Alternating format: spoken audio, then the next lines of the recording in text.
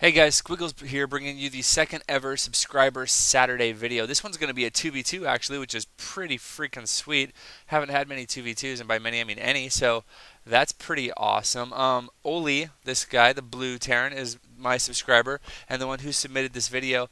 I did watch it, and Oli is a little bit in a lower skill bracket, which is absolutely 100% totally fine. I'm not exactly sure what his what what am I trying to say? League. Yeah, there you go. Like what division he's in. But it doesn't really matter. So, in addition to casting this game, which is actually kind of cool, I'm going to just be giving a little bit of advice, if I can, to help Oli out because it looks like he does have some good potential.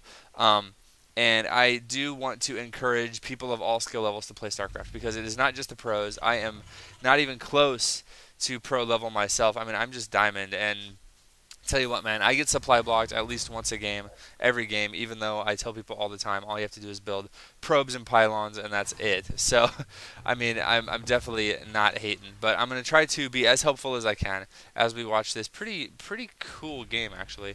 So, we have Marius. He is going to be the purple Terran. Great color, by the way. And he is going to be in the bottom part of the map. So this is their team. This is Oli and Marius. And on the right side of the screen, we have Scarred, the red Terran, and the blue Zerg, Milbenwert. Yeah. Couldn't make it easy for me, could ya? Milbenwert. Whatever. Okay, so it looks like I can't control my mouse, but okay, so this is cool. On this map, you can actually just wall off with a supply depot and a barracks. Da-da-da! So he is in fact doing that. That's pretty cool.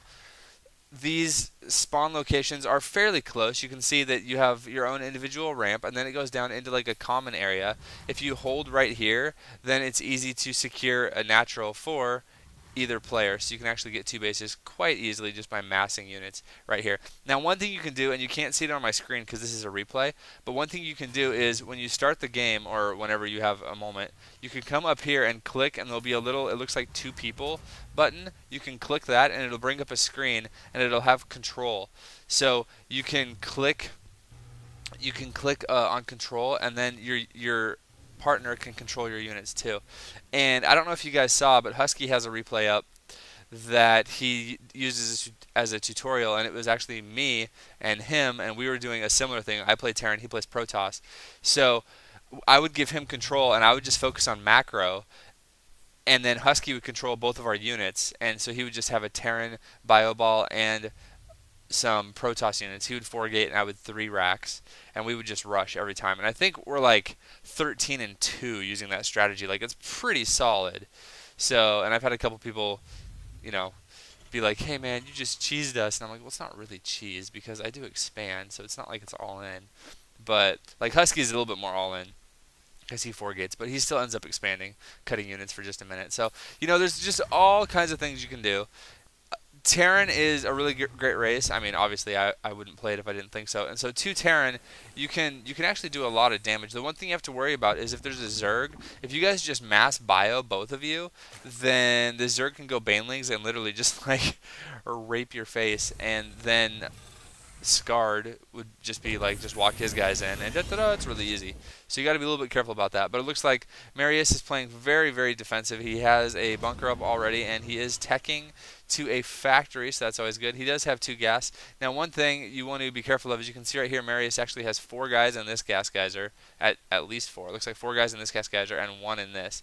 So you want to be a little bit of aware and be able to put just 2 guys. If you play Terran, then the one guy who started making the refinery is going to be already in here. You see, this guy was the one who built the refinery. So you just need to select 2 guys, and you can either click them or you can click one and then hit shift and click another one, and you'll select 2 of them and then just right click on that. So that's a little trick you can do. Let's see, it looks like Scarred is just poking around with some Marines. Meanwhile, we have Oli. He's getting stim. He also has a reactor barracks up, so he's going to go pretty heavy bio, which is absolutely fine. I love that. He also has a factory with a tech lab and getting another factory with the tech lab, so it looks like he's going to be going for some siege tanks. Pretty cool. And continuing to just build up his economy. It looks like Oli is Yeah, you can see he did the same thing. He has 3 on this, which is good, and only 1 in this. Now, sometimes it's a choice. You can be like, okay, I actually don't want to put 3 guys in gas, or I want to take guys off gas because I have too much. But I don't know. I think, especially if he has 2 factories, that Oli, you can go ahead and get those other guys in gas. He is getting siege mode and a siege tank started, so that's very, very good as well. Meanwhile, it looks like here's what I was talking about: the Banelings and a couple more morphing for Milbenwert. Milbenwert, I love that name actually. That's pretty sweet. Now, so it looks like our 2 Terran players over here, my subscriber Oli and Marius, are going to be turtling fairly hard. Meanwhile, it looks like Milbenwert has taken the middle of the map. One other thing I want to note is in higher level replays, you will see people controlling these watchtowers at all costs, and especially for Milbenwert. So Milbenwert, if you were watching this, just remember that these Zerglings cost nothing. So what you can do is just take 2 of them, don't morph them into Banelings, just 2, and send 1 over here, boop, and send 1 over here, boop, and you'll get great vision, because if you have your army here and you have these 2 watchtowers, you literally control the entire see anything that's happening. So that's just something to remember, as well as for Oli and what's his name again? Marius. There we go. For Oli and Marius, you guys can go ahead and just throw a Marine or an SCV. A lot of times what I do is I'll scout with my SCV, and then when he's about to get pushed out or killed, I'll just run him back and park him at a Zelnaga. So you go ahead and do that, and it would be great. Now, it looks like Oli is actually doing a good job of keeping his money low, and that's you see a lot of players of all skill levels actually struggle with that. So good job, Oli, doing that, and not really queuing up units either, which is good. You don't really want to queue up units because that gives you the false impression that you're keeping your money low, but in fact you're not. So, okay, meanwhile, it looks like Scarred and Milbenwert may be getting ready to do a little push here, and by a little, I mean that is a ton of Banelings. Ugh. But this Bio Ball with a couple of siege tanks by Milbenwert, or by Scarred rather, is going to be quite a bit better because of the Banelings, and it looks like Banelings do have speed down as well. Just roly-polying their way around the map, so really, really cool. Meanwhile, it looks like Oli does have siege tanks sieged and bunkers, so in a pretty defensive position, and throwing down a 3rd bunker as well. So it's going to be a little bit hard for these guys to come in, and you can see here comes the attack, and what is going to happen here? Oh, these Banelings are going to come in and just do tons and tons of damage, but it looks like all the Banelings are in fact out, but now it looks like Oli has 2 siege tanks, and he is going to see what kind of damage he can do. This Bio Ball is running up, and the siege tanks are doing a decent amount of damage, but it looks like Scarred is going to be able to break through, but is he going to be able to get up the ramp? It looks like Oli has another siege tank siege at the top of the ramp, and that's going to be able to clean up these units from Scarred, and Scarred is going to run away with just a little bit. So good job defending by Oli and Marius. They did lose kind of the control right here, but they didn't lose their ramps, which is the important thing. And since they haven't expanded yet, it's not that big of a deal. And you can see, let's look at the units lost tab really quick. And we can see that, in fact, Scarred has lost the most, followed closely by his buddy, Milbenwert. And then it looks like Oli lost about as much as Milbenwert, and Marius hasn't really lost anything. So really good. So they actually came out quite a bit ahead on that exchange. So now would be a good time, in my opinion, to either counterattack or expand.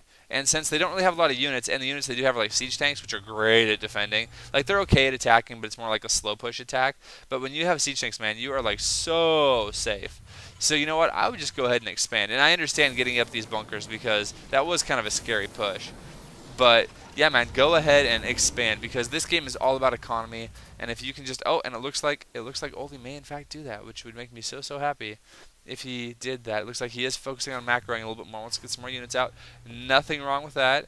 And look at this, going to be not queuing up units, which I absolutely love. Absolutely love. A little bit of queuing here, but I mean, one isn't. I'm not going to complain about one. I do that actually all the time. Don't tell Sean. Anyway, so yeah, man, it looks like okay, it looks like Scarred is going to expand. That's fine. So he saw what kind of a defensive position his opponent was, and you can see actually, and this is good if you're going to be the aggressing player, is if you come over here and you look and you go, holy crap, that is like who honestly, I don't care what skill level you are. Who wants to attack into that? Not me. So what do? Well, I either use drops and drop over here, or I use banshees, harass the mineral line a little bit, and kind of force them to move their units around and spread them thin before I attack the front. Or you just expand a lot, man. Or you do like some harass and expand. And this is one thing I wanted to note is, since I have seen this replay, I'll just tell you that Scarred and Milbenwert, they're the aggressors this entire time. and they don't really take advantage of the fact that they have total map control. You can see right here that they don't. And if you look actually at the middle of the map, nobody has any vision of any of this. And actually, that is so important to have that kind of vision. So what you want to do is just be controlling these watchtowers, not Biggie at all. And actually, Zerg is, I think, a little bit better suited for that because of these Zerglings again, especially Speedlings, man. And it looks like, oh snap, is he actually going to do that? Because that would make me so happy. I don't remember every little bit about this game. It looks like he will, in fact, do that. And oh, that makes me so happy. Yeah, man, look. Boom! This huge amount of vision that he gets. And he sends another Zergling over here. And boom, look at that. So much vision in the map. And like I was saying before, if you park your units in here now, you can see you have vision up to here and over to here. So all you need is a couple units like here and here, and you literally have the entire center of the map. So if you look at your mini-map periodically, you'll be able to see any kind of drops, any kind of pushes, and you'll be totally safe. So that'll give you some freedom to go ahead and expand. Now, I understand on this map the expansions are kind of scary. You can take this one, and this one's kind of tucked away in a corner, so that's cool. It's really only susceptible to drops or kind of pushes along the upper flank.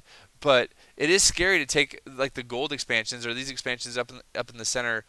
Not, I don't say corners, but like in the middle, in the center, because they're just far away from your base, right? And so it seems scary. But you know what, man? You gotta do it. Oh, Oli, one thing you can do is once you start building this command center, just click on it and right-click on the minerals. And so when it's done, any units you build will go ahead and go to those minerals, because this is a problem I see a lot of players have. And to be honest, it happened to me the other day. So it's just something you gotta do. You gotta remember to do as you're going around doing your stuff. Not a big deal, but just want to let you know that you can in fact do that.